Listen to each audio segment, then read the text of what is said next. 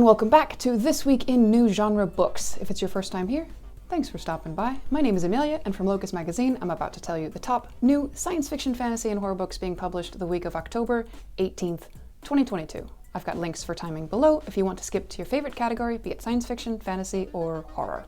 Please take a moment right now to like and subscribe to our channel if you haven't already. This is so important to us continuing this booktube feature. I like doing it. I think you like knowing about all the books, so that's your side of the deal. Just click on like, click on subscribe, and we can get on with the show. Starting with science fiction books this week, we have 2 science fiction titles. Some weeks we have 18, this week we have 2. But we're committed to a secure attachment in this relationship we have with science fiction novels, so we're gonna trust that it's okay that some weeks are light and some weeks are a bevy of books. From Veronica Roth, we saw Poster Girl out from Morrow in hardcover, ebook, and audio. This is an SF dystopian mystery novel about a woman's search for a missing girl after the collapse of a dystopian regime which maintained mass surveillance on society. From a blurb by Charlie Jane Anders, this dark, complex novel rocked my heart and left me with a renewed sense that saving the world is a job that never ends. Roth's version of magic is as flawed and fascinating as her characters, and her story keeps you guessing until the wild conclusion.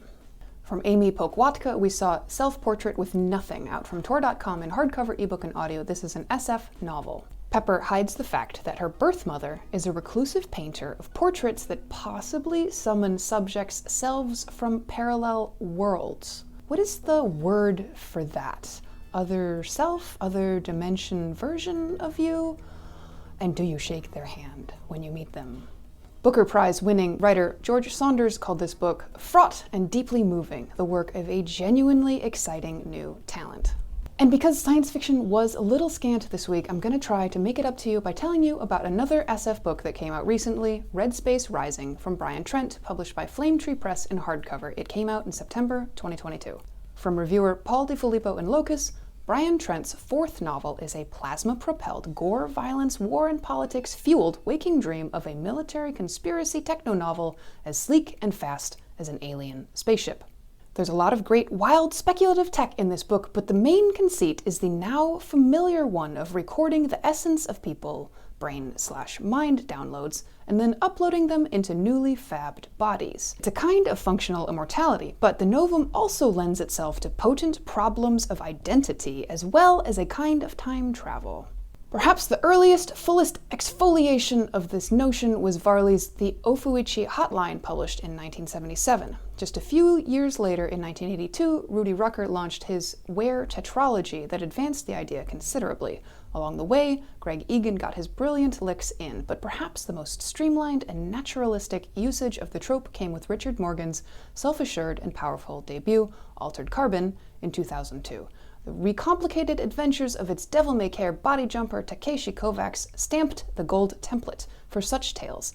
Retrospectively, Morgan became the guy to model yourself on. I'm sure Trent has read all the above books. This is all still from the Paul DiFilippo review, by the way, since his own iteration of the trope platforms itself thereon, then leaps to new heights.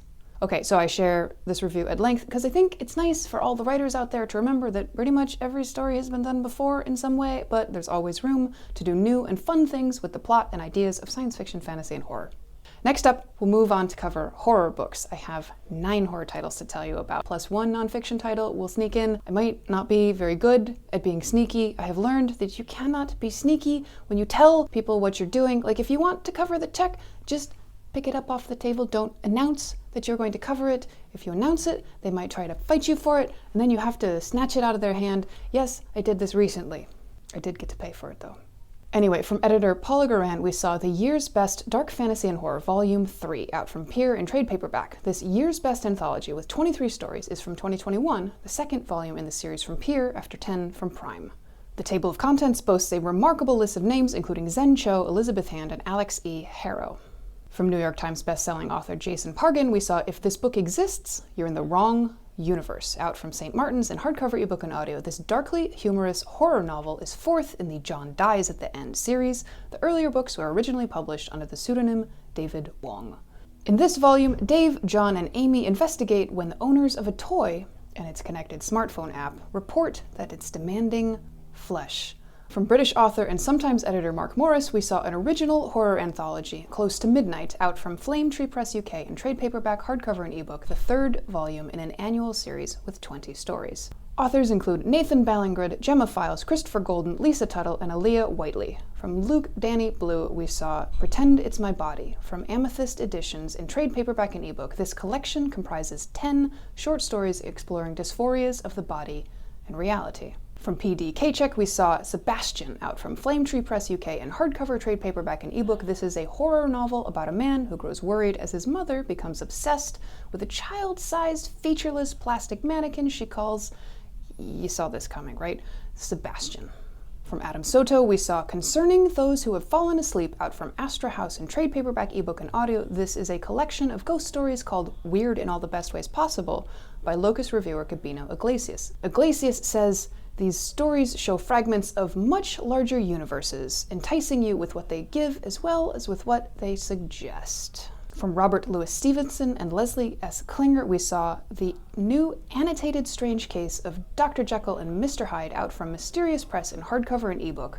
This is an annotated version of the classic horror novel by Robert Louis Stevenson, published by Scribner in 1886, offering historical context and an introduction by Joe Hill.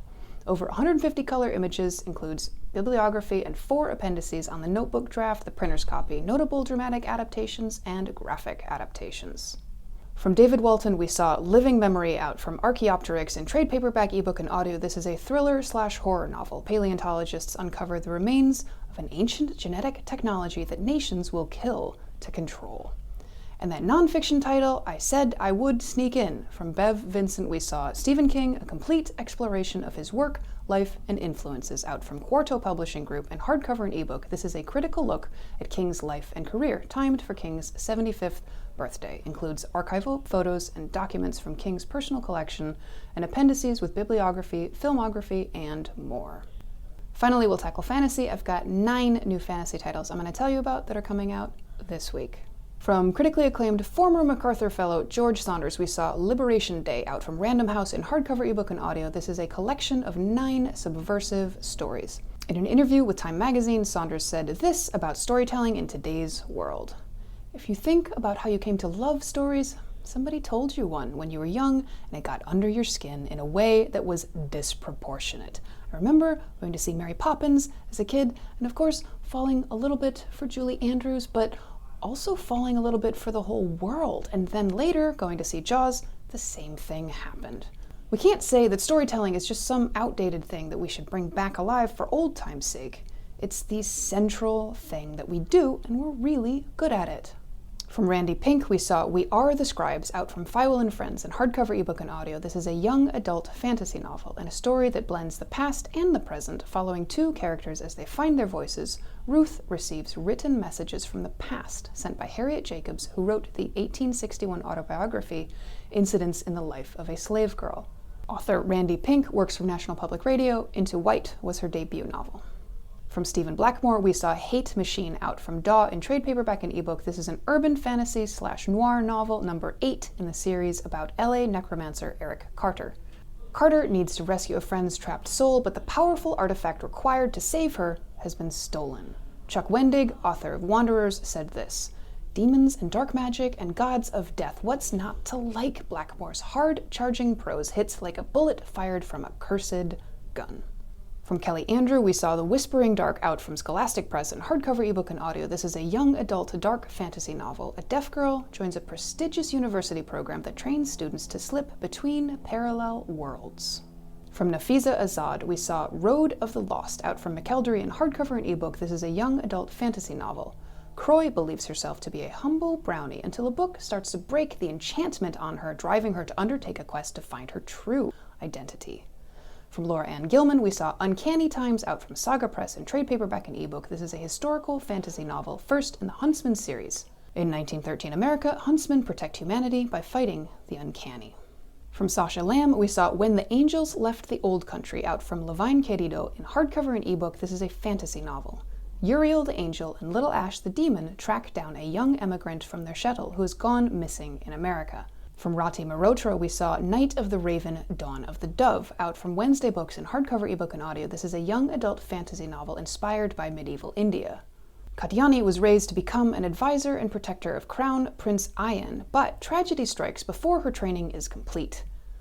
And finally, from David Slayton, we saw Deadbeat Druid, out from Blackstone Publishing in trade paperback, ebook, and audio. This is a fantasy novel, the third book in the Adam Binder series about a backwoods man with the sight.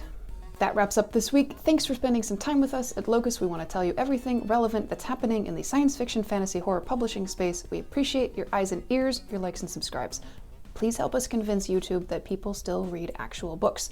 It matters to us if you like the video and subscribe to the channel. We are at Locus Mag or at Locus Magazine on most platforms. Go check us out at our website, www.locusmag.com. You can subscribe to the print magazine. Locus is available in a digital edition. Patreon donations start as low as a couple of dollars per month, and every bit helps. If you like what we do and want to help us keep it going, please consider joining as a patron. We are a 501c3 nonprofit.